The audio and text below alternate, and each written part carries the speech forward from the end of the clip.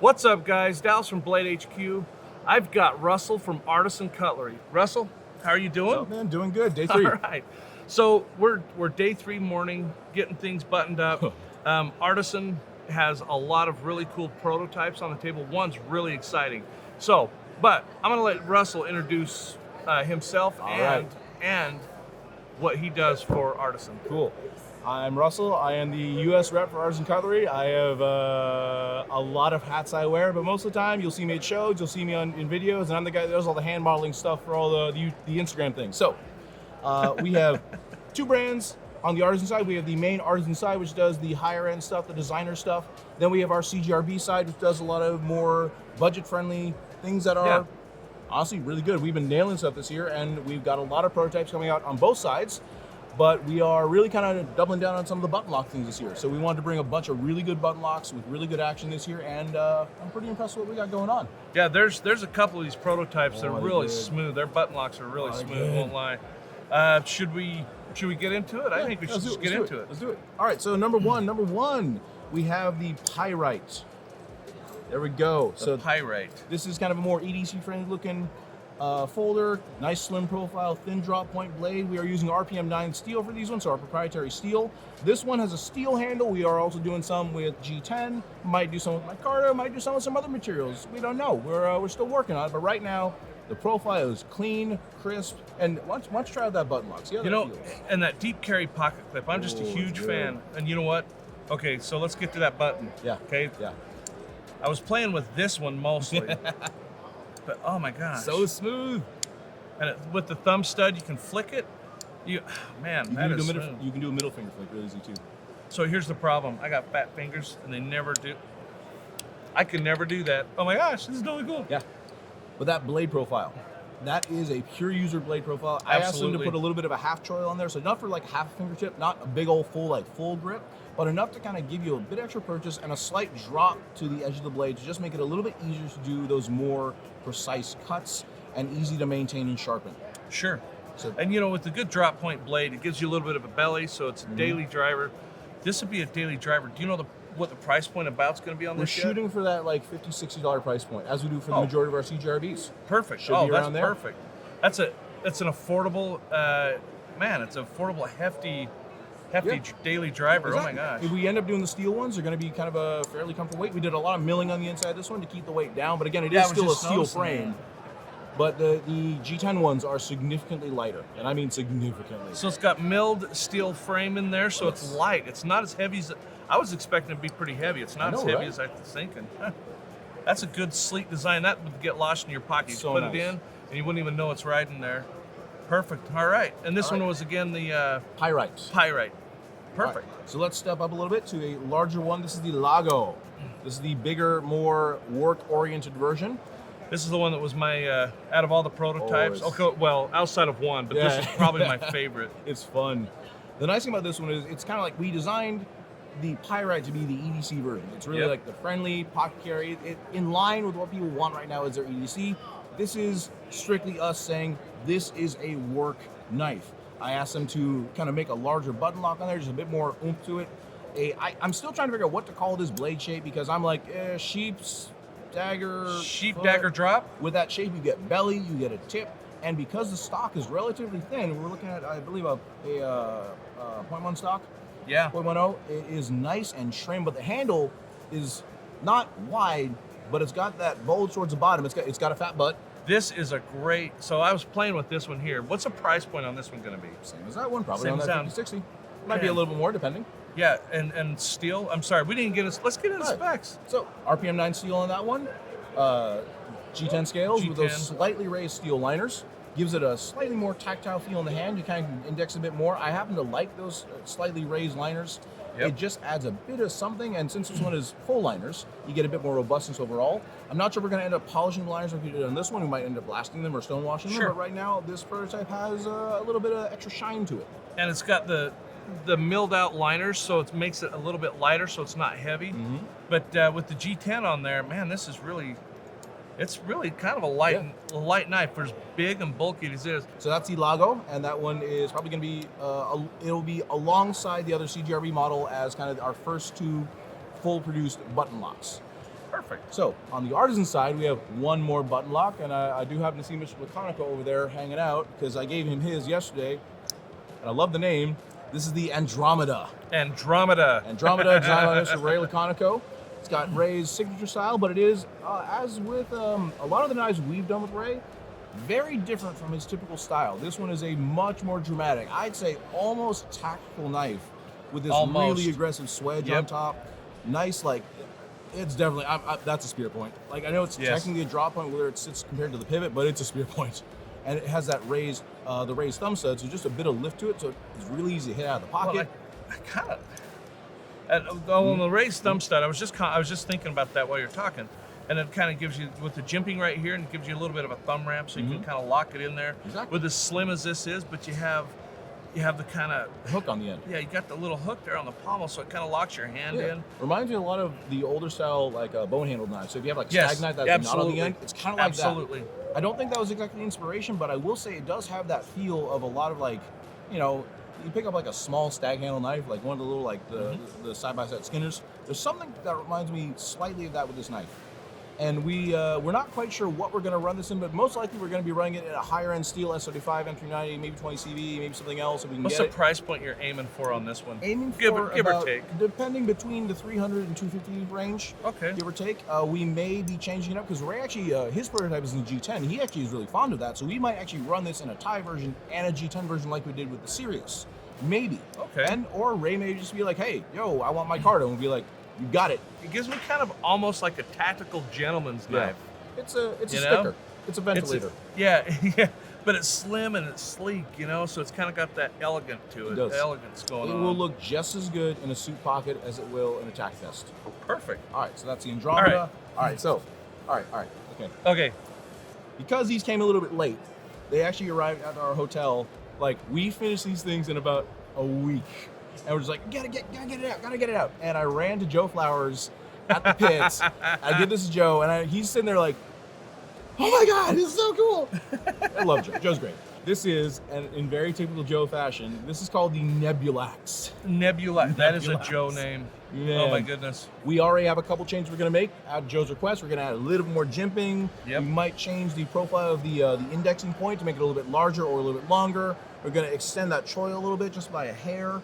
And the sheath of this one, I threw down here, we're going to be closing the sheath ends and putting a little bit of shock cord in there and a little clip button so you can kind of just put the sheath on and snap it on top. So just, like there. So it'll snap on with a button so you can just undo the button, pull it off, and it's ready to go. So what's the price point on this going to be? We are not sure because we are still trying to dial in what the steel is going to be and how we're going to get this to a point, because this is our first axe. This is the largest piece Artisan's ever done. Yep. And it is definitely a bit of an undertaking because if we make this in the way that we would do with the rest of our knives, it's not going to perform effectively as an axe. So we are debating on maybe we'll do 1095, maybe 5160, maybe 3V.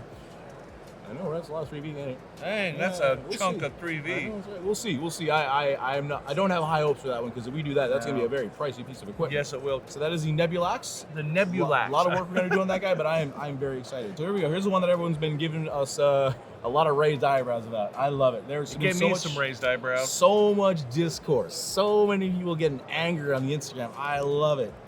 This is the R.A.K, the rail action knife. Russell, what are you doing? That.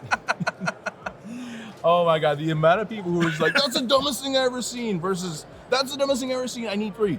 Yep. This thing is interesting, it's different. I believe that the term we have coined is an ITF, an in the front knife. In the front. But here's the thing. Now, I'm not gonna say that I'm a master of legal anythings, but the way this works is this is a two-handed opening loading knife that has a spring that when we are currently done with this, we'll have a defined detent holding the blade in that does not automatically extend out the front without either excessive or, if not excessive, but intentional force or a two-handed action. This will, if anything, raise a few questions about the legality of things, and if it works out well, by the laws of most places in the U.S., this is not an automatic. This is legal, but it is an OTF.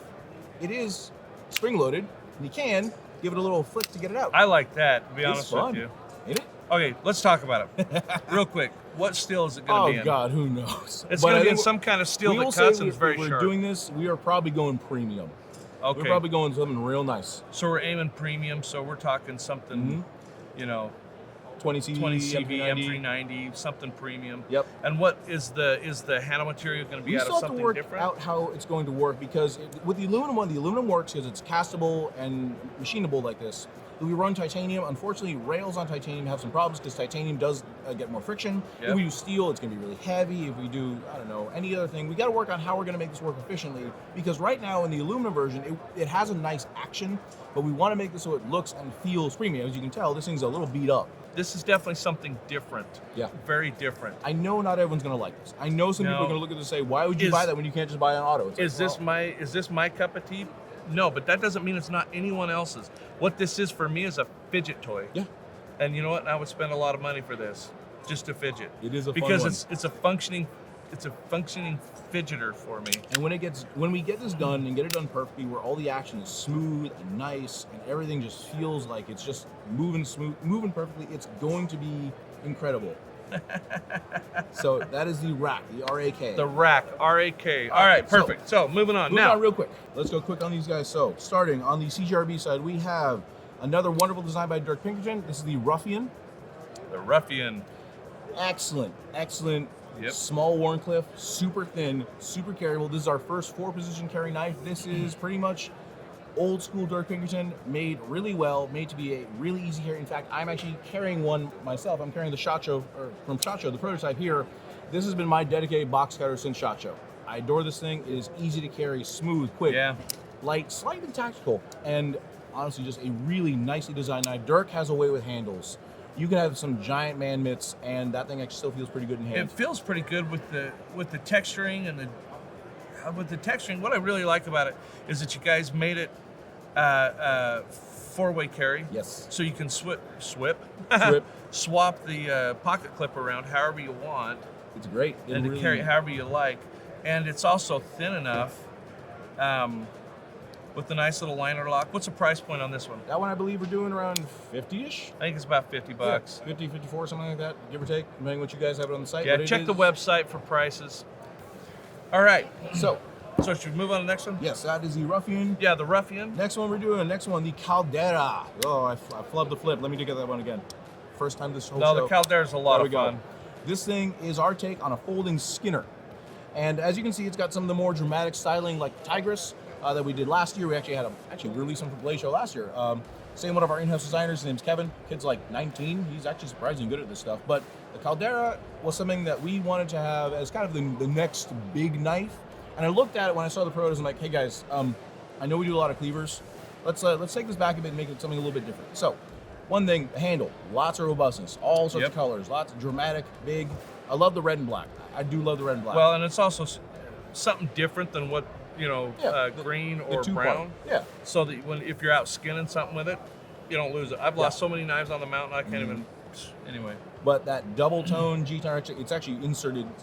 We put it in, we mill it on the same piece, and then it comes in its 2 colors. I love the way that sits. I like that little V. I love the bit of texture right there. Yep. It's dramatic, but the blade on this thing is pure work. Because look how thin this thing is. It's a full flat grind that is just like an inch wide. Fine tip, and we even have that little finger area right there up top if you were indexing up top. That's what I was noticing if you saw me playing with it. I knew exactly what that was for. It's an index point, especially if you're wearing gloves. It's like, all right, I can feel those ridges. Well, you know where the tip of the blade's going to be because you can feel the edge. So you're like, oh, there it is. Yep. Some thought went into this. Yeah. Let's see if I can do the finger flip, guys. Yeah. I actually requested to make that hole a little bit bigger. Originally, it was a much thinner hole, but I'm like, hey, I couldn't have done it. If someone's got big old hands or they're wearing a set of gloves while they're outdoors, I want that hole. I want enough options in this knife. You can open this no matter what. Yep. Clipper, thumb hole. You can flick it if you want it. If you want to do the middle finger flick, great. I like that. But for the most part, if you're wearing gloves, you're cold, you're tired, just get a thumb in there, open it. You're good. And to think of the finger, you've got like a finger placement up here. If you're wearing gloves or just bare knuckling, if you're in there, skinning out an animal or processing the animal, you can choke up a little bit. And the thought that went into this, I know, folks, I'm a little bit kind of blown out of the water. I thought I really liked the button push up here, but there's a reason that we were doing less knives in the CJRB line every successive year. We want to put a lot of thought into our budget knives because, as you know, budget knives tend to sell, for the most part, more than the higher end stuff. Budget knives, that $50 price point is where most people who buy knives gravitate. I mean, yeah, we love the nice stuff. We love our fancy things. I'm like, I want a Koenig. Yeah, of course I do. But I like budget knives because it tells me where things are going in the industry and what people want and what people are actually using. I love fancy things, but I love seeing a well-done budget knife, and that's what we're trying to do. We're trying to do more well-thought knives. That was very well thought out, man. Right, and then, that was very well done. You're gonna lose your mind over this one then. Okay, so on to the Artisan line. This one just came out again, and this one has been a while in the works. I have seen this before. This is the Valor, designed by Fair & Forge. Elliot and Chris are an absolute hoot to work with. Just handle this and look at the detail. The Valor has so many things on this that are just tiny, small, impressive details. Let's talk about it real quick, and let's work from our tip to the butt here. All right. So. S35 VN steel, stone-washed blade. This choil, or this, I guess you call it a groove, doubles as an accent and an opening point. Milled tie scales with a slightly less contoured tie than we normally do. It's actually much more squared and blasted. Yeah. Again, this little cutout here, again, looks interesting. It's actually meant, and Elliot described this as kind of an acoustic element along with being a thematic element. The texturing on the handle with those, the milled marks right there, that kind of square area there, nice little bit of texture, very Fair & Forge. And then the back spacer is incredibly well done with that. Just, you notice how it's just a little raised? It's raised just a little bit so you know it's there, but it's not going to be a pain in your butt. But the thing about this one is that this is absolutely 100% classic Fair & Forge. Yes, it is. Elliot and Chris are geniuses, absolute geniuses when it comes to manufacturing and just how they run their business. They have expanded into so many fields, and they still do customs. This echoes the knives that people who started buying from them when they were strictly customs. This echoes a lot of those lines. And this machine pocket clip, nice and smooth. It is smooth, man, and I love how it's angular with the lines there. I love it. It's so perfectly lined up with the liner. So again, you of course are like, all right. You don't squeeze the clips. It doesn't mess with the liner. Exactly. But it's just like that line. So perfect. All right, so and this is the stuff that is currently on the website. Yes. It's currently available. Run over to the website. I got two more. One that is also available right now, but I just wanted to bring out like the fanciest one. Oh, yeah. So 2 special editions we do for Blade Show. They will show up in various places. But I have to bring out Dylan Mallory's newest design, which is available now. The standard version with marble carbon fiber is available.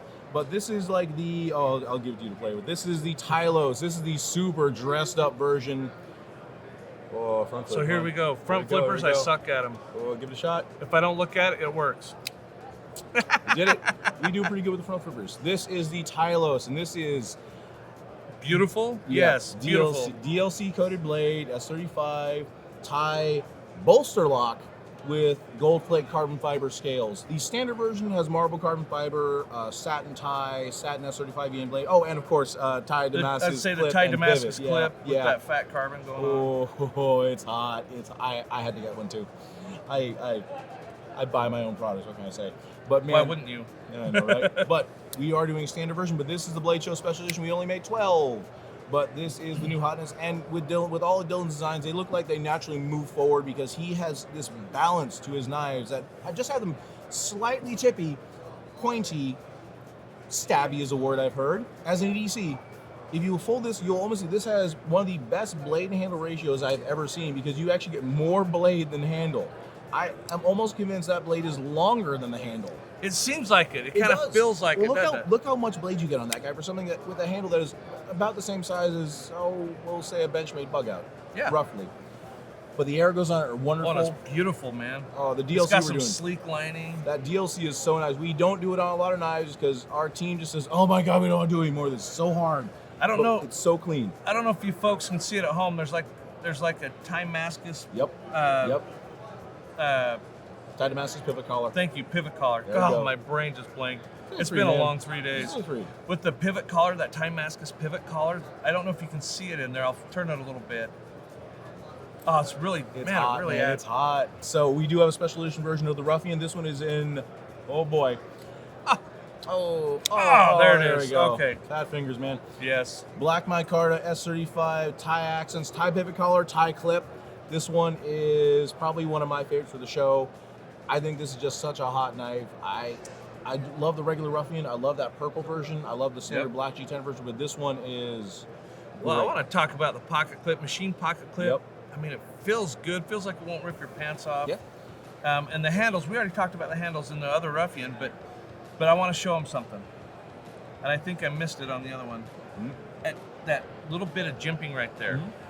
It's a little different. Yep. It's not aggressive, but it's enough that you feel it and you know it's there, but it's not enough to take your hide off your thumb. Yep. I really do like that. I don't know if you guys at home can see that.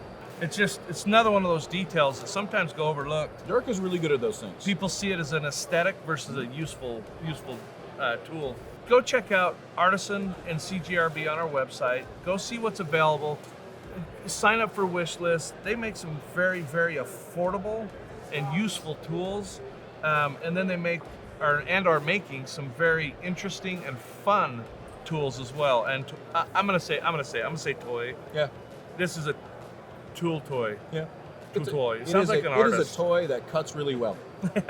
It almost sounds like an artist or an author. Anyway, Russell, thank you for coming. Thank you so much, man.